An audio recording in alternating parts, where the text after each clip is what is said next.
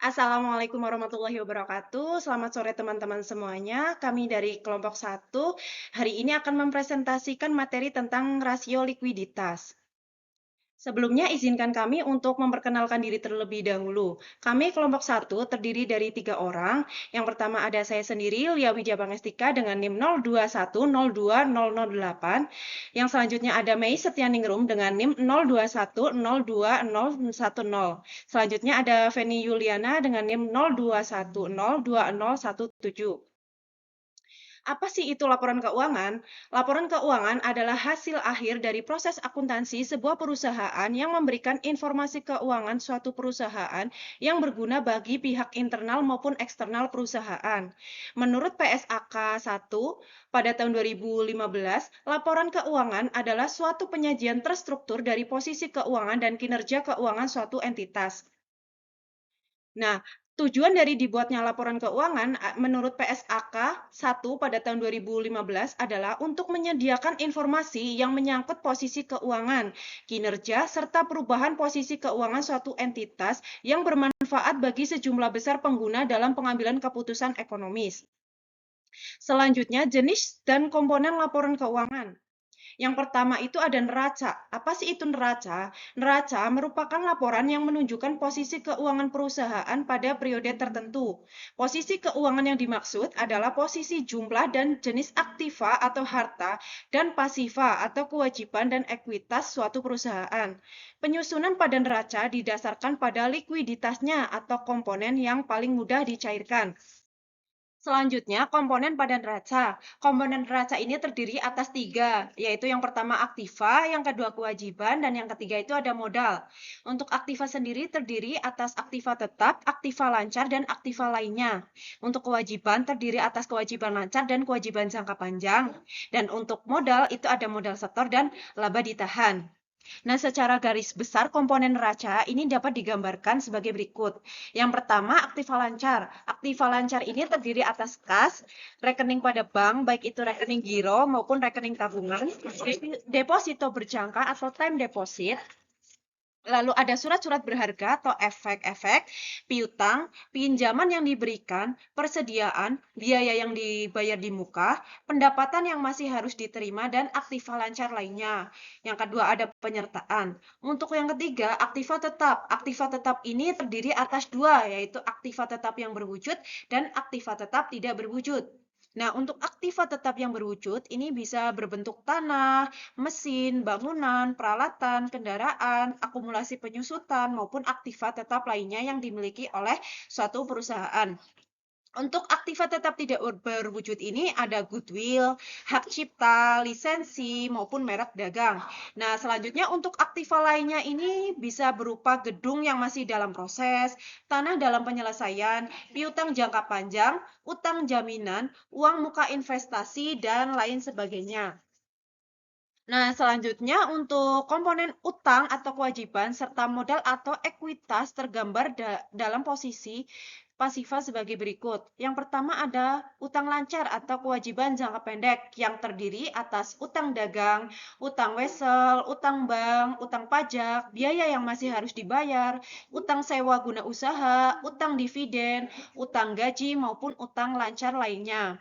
Selanjutnya, kalau utang jangka panjang ini bisa berupa utang hipotek, utang obligasi, utang bank jangka panjang, serta utang jangka panjang lainnya.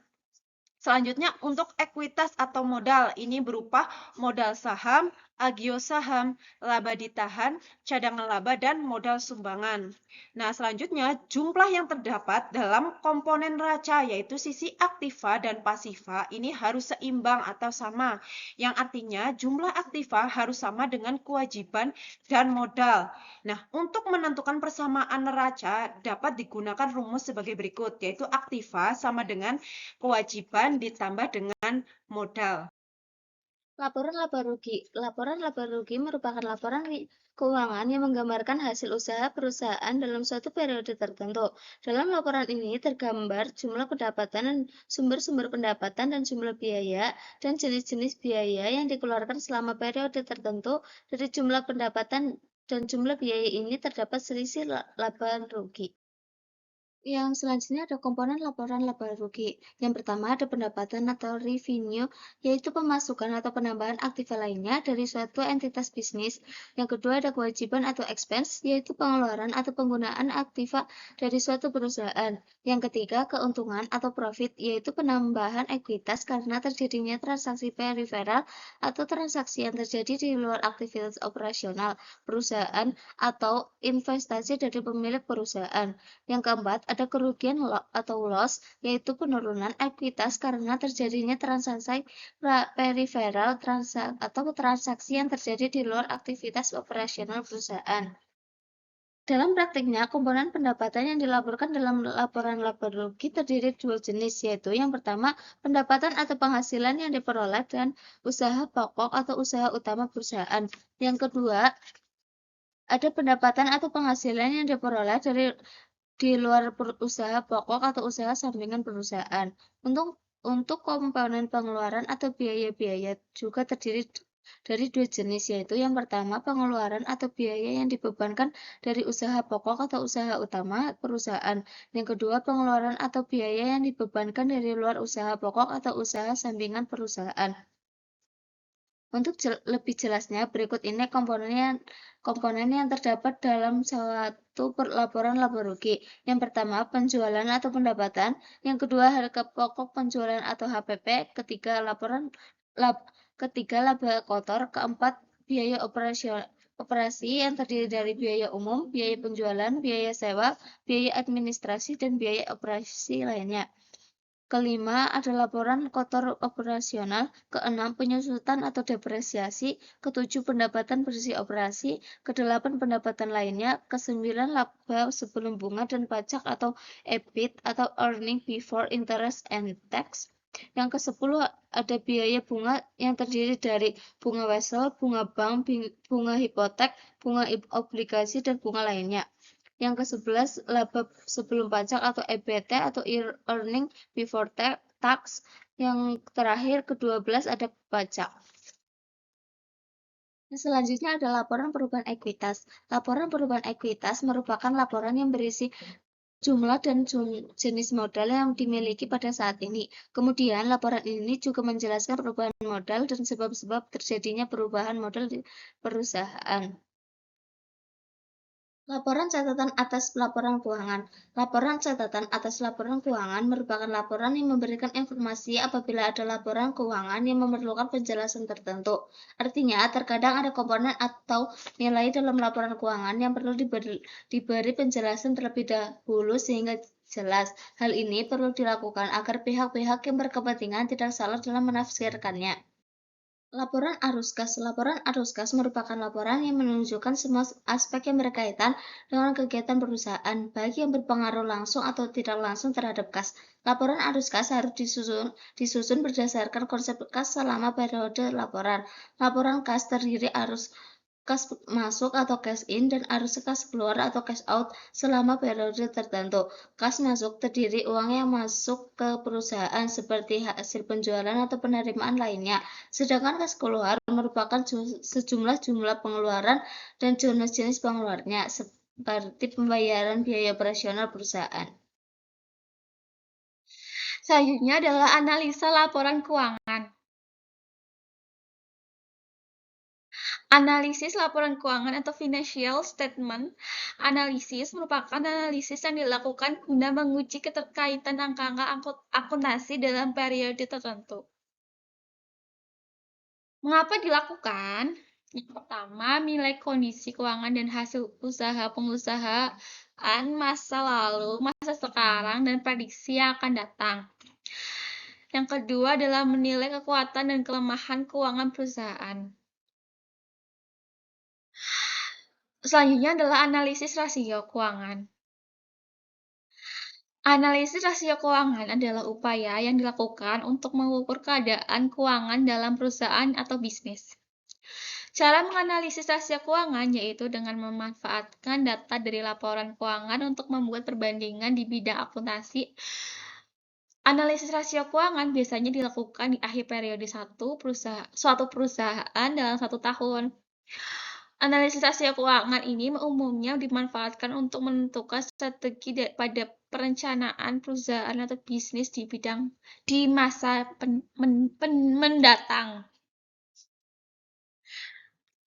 Jenis-jenis rasio. Yang pertama, rasio solvabilitas, yaitu digunakan untuk mengetahui efektivitas perusahaan dalam menggunakan aktiva atau kekayaannya.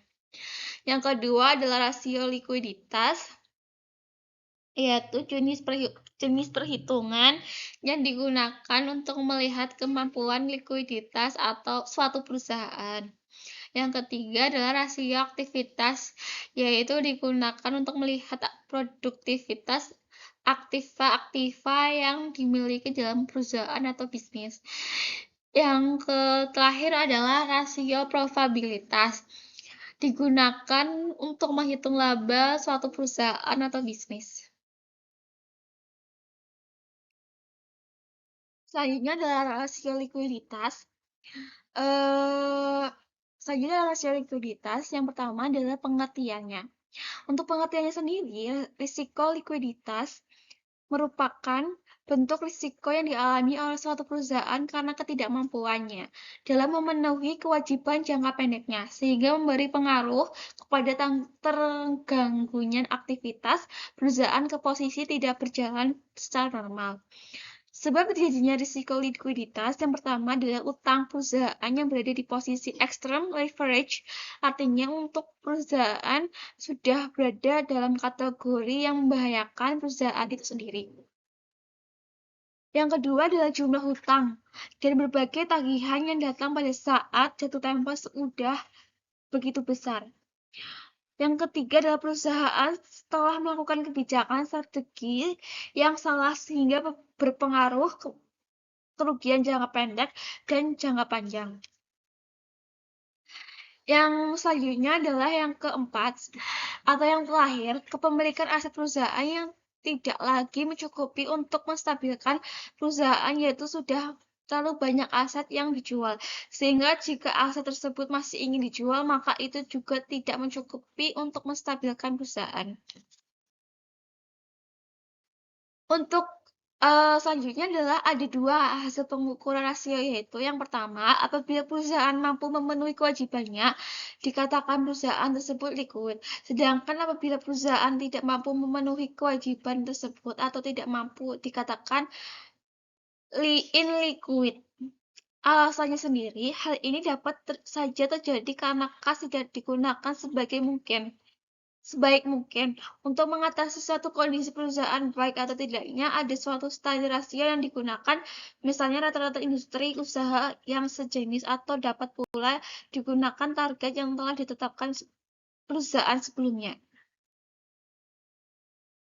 Sekarang adalah kasusnya. Dalam kasus ini ada beberapa soal untuk pemecahannya. Yang pertama yaitu susulan neraca dan laporan laba rugi PT Perwira Tbk dengan rapi. Yang kedua, hitung berapa current ratio, quick ratio, cash ratio, rasio perputaran kas, dan inventory to net working capital. Terus yang ketiga adalah berikan analisa jika standar industri untuk current ratio 1,5 kali, quick ratio 1,1 kali, cash ratio 40% kali, rasio perputaran kas 9%, dan inventory to net working capital 15%. Oke, selanjutnya adalah neraca PT Perwira Tbk. Yang pertama di tahun 2020, 2021, dan 2022 dalam ribuan. Yang pertama adalah aktiva lancar pada tahun 2020 sebesar 89.000. Lalu 2021 11.600. Tahun 2022 sebesar 13.300. Untuk aktiva tetap di tahun 2020 sebesar 17.400, di 2021 sebesar 19.200, di tahun 2022 sebesar 19.600. Untuk aktiva lainnya di tahun 2020 17.000, di tahun 2021 sebesar 23.000, di tahun 2022 sebesar 21.000. Total aktiva sendiri sebesar 28.000 di tahun 2020, untuk tahun 2021-nya sebesar 33.100, di tahun 2022 sebesar 35.000. Untuk jangka pendeknya di tahun 2020 sebesar 63.000, di tahun 2021 sebesar 75.000, di tahun 2022 sebesar 7.000. Untuk tahun 2020 sebesar 6.300, untuk 2021 sebesar 7.500, untuk 2022 sebesar 7.000. Utang jangka panjangnya sebesar 9.700 di tahun 2020. Terus di tahun 2021 sebesar 10.100, di tahun 2022 sebesar 13.400. Untuk ekuitas di tahun 2020 sebesar 12.000, di tahun 2021 sebesar 15.500, di tahun 2022 sebesar 14.600. Total pasiva di tahun 2020 sebesar 28.000, di tahun 2021 sebesar 33.100, di tahun 2022 sebesar 35.000. Untuk laporan laba rugi PT Perwira Tbk di tahun 2020 sama tahun 2021 dalam ribuan. Untuk yang pertama sendiri yaitu harga pokok penjualan di tahun 2020 sebesar 10.000, di tahun 2021 sebesar 13.200. Untuk biaya penjualan sendiri di tahun 2020 sebesar 1.200, di tahun 2021 sebesar 1.300. Biaya lainnya di tahun 2020 sebesar 250, di tahun 2021 sebesar 275.000. Bunga hipotek di tahun 2020 sebesar 50.000, di tahun 2021 sebesar 50.000. Bunga obligasi di tahun 2020 sebesar 100.000, di tahun 2021 sebesar 100.000. Bunga bank di tahun 2020 sebesar 120.000, di tahun 2021 sebesar 130.000. Di penyusutan di tahun 2020 sebesar 500.000, di tahun 2021 sebesar 550.000. Biaya umum dan administrasi di tahun 2020 sebesar 1.000, di tahun 2021 sebesar 11.050. Total penjualan di tahun 2020 sebesar 23.500, di tahun 2021 sebesar 27.500. Total biaya di tahun 2020 sebesar 40.025, di tahun 2021 sebesar 41.075. Terus di labanya sendiri di tahun 2020 sebesar 23.095, terus tahun 2021 sebesar 23.325. Ada current ratio. Pengertian rasio lancar atau current ratio merupakan rasio untuk mengukur kemampuan perusahaan dalam membayar kewajiban jangka pendek atau utang yang segera jatuh tempo pada saat ditagih secara keseluruhan. Dengan kata lain, seberapa banyak aktiva lancar yang tersedia untuk menutupi kewajiban jangka pendek yang segera jatuh tempo. Rasio ini juga sebagai bentuk untuk mengukur tingkat keamanan atau margin of safety perusahaan.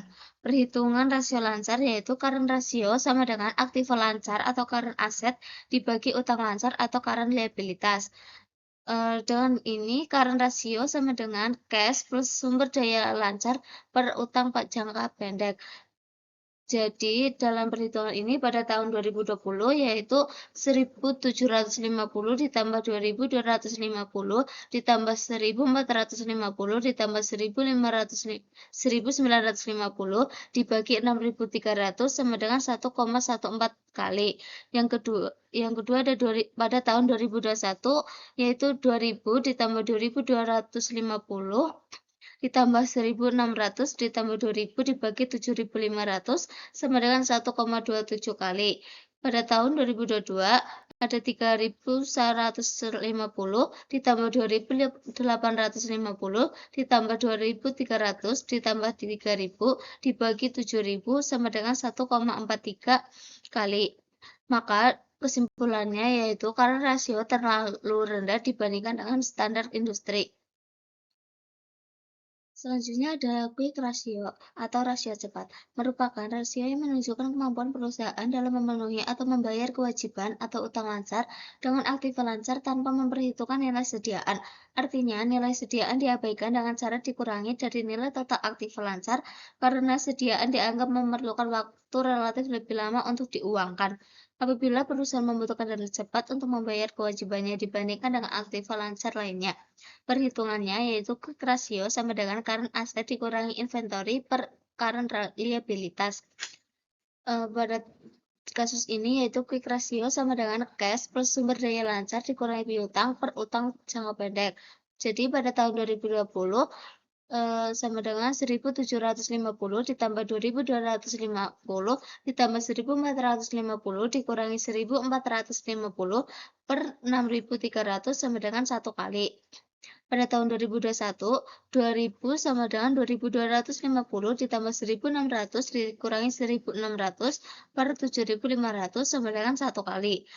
Pada tahun 2022, 3.150 ditambah 2.850 ditambah 2.300 dikurangi 2.300 dibagi 7.000 sama dengan 1 kali. Jadi kesimpulannya yaitu quick ratio terlalu rendah dibandingkan dengan standar industri.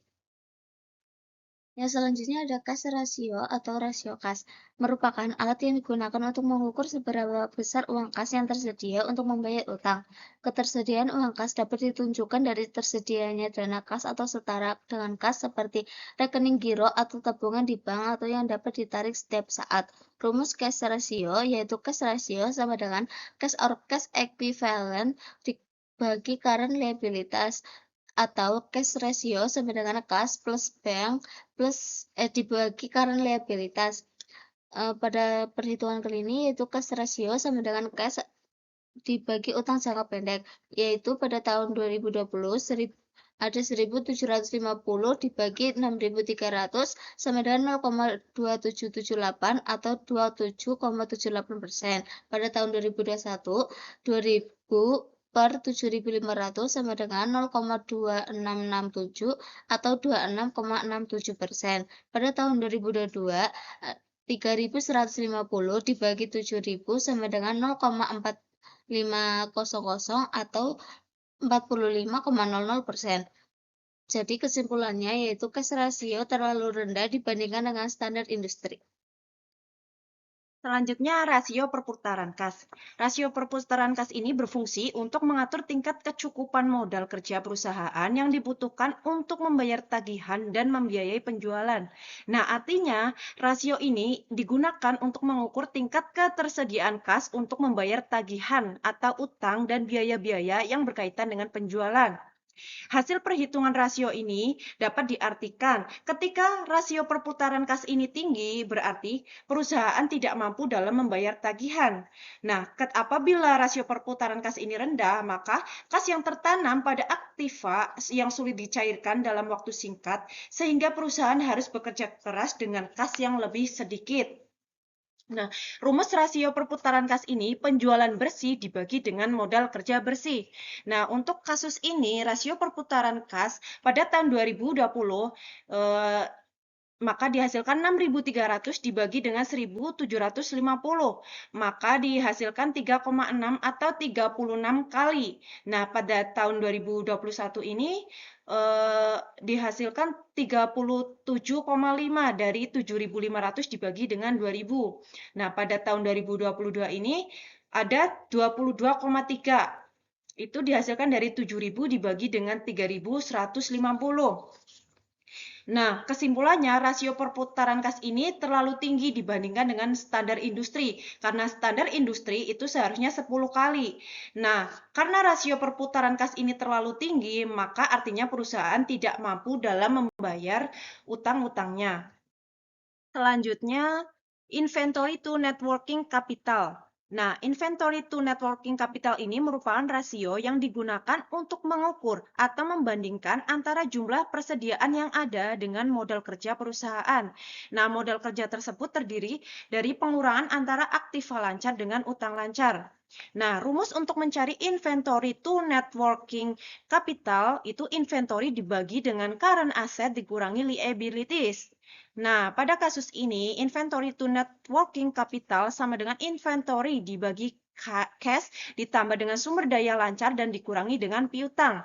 Pada tahun 2020, maka ketemunya 1.950 dibagi dengan 1.750 ditambah dengan 2.250 ditambah lagi dengan 1.450 dikurangi dengan 1.450. Maka hasilnya adalah 36%.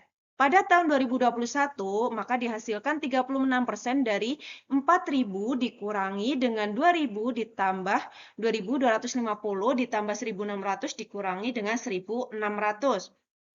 Pada tahun 2022 juga dihasilkan 36% dari 3.000 dibagi dengan 3.150 ditambah 2.850 ditambah dengan 2.300 dikurangi 2.300. Nah, kesimpulan dari perhitungan ini, inventory to net working capital itu terlalu tinggi dibandingkan dengan standar industri, karena standar industrinya adalah 15%. Nah, dari perhitungan di atas, maka dapat disimpulkan bahwa current ratio, quick ratio, dan cash ratio terlalu rendah dibandingkan dengan standar industri. Nah, standar industri untuk current ratio adalah 1,5 kali. Untuk quick ratio adalah 1,1 kali, dan cash ratio adalah 40%. Nah, perusahaan ini memiliki current ratio yang rendah, quick ratio yang rendah, dan cash ratio yang rendah. Nah, jika rasio perusahaan ini di bawah rata-rata industri, maka keadaan perusahaan bisa dikatakan buruk dari perusahaan lainnya. Nah, hal ini dapat menyebabkan perusahaan harus menjual persediaannya untuk melunasi pembayaran hutang lancar. Padahal ketika perusahaan menjual persediaan untuk harga yang normal itu lebih sulit. Nah, kecuali perusahaan ini menjual harga di bawah harga pasar yang nanti tentunya bagi perusahaan akan menimbulkan kerugian.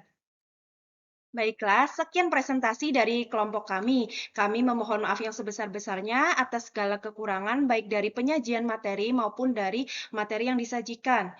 Semoga bermanfaat untuk teman-teman semuanya. Selamat sore. Billahi taufik wal hidayah. Wassalamualaikum warahmatullahi wabarakatuh.